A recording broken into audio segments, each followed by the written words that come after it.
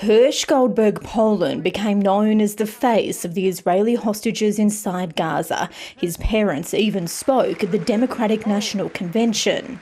His name is Hirsch. He's 23 years old.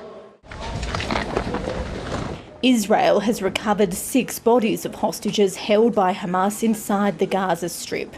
Hirsch was among the group.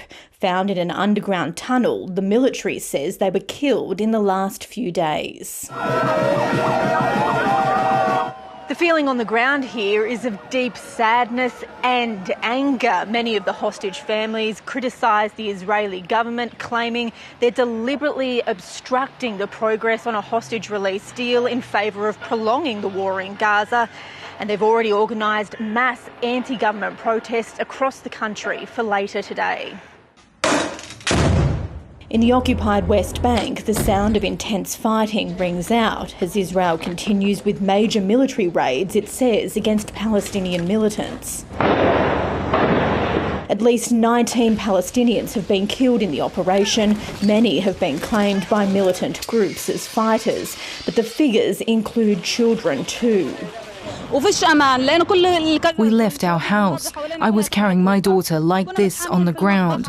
All the windows and glass were falling around us. While Israel deploys armoured vehicles and helicopter gunships in one part of the occupied territory, the United Nations is deploying vaccines in massive numbers in the other.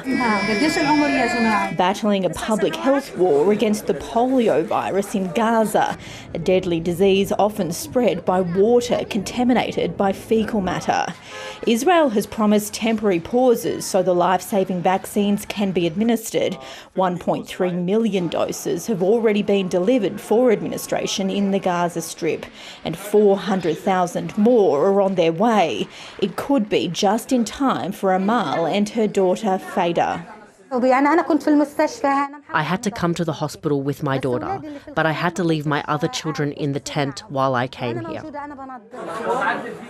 The World Health Organization says medics need to vaccinate at least 90% of the children in Gaza to stop a polio outbreak, a tall order in the middle of a war. Alison Horn, ABC News, Jerusalem.